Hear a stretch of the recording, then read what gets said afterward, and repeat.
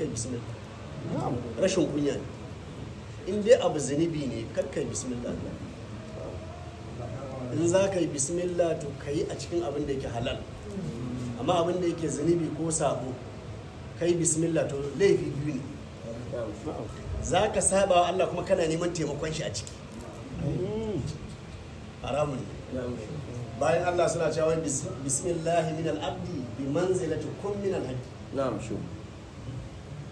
Matsayin bismillah a wurin bawa kamar kunni a wurin Allah. In Allah yana so a ba da ce kasance kawai sai kasance. Domin mutum zai abin ce bismillahi to kamun ya shiga aikin ma an gama. Abin yayi an ƙare.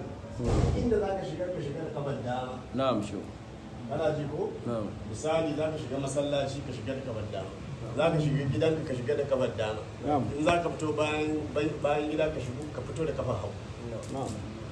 To idan za ka fara aiki ka fara da bismillah.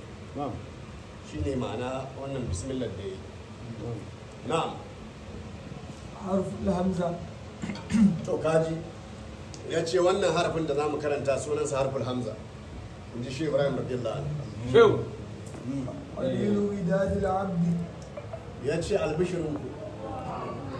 Albishirinku. Goro. Fari ko ja.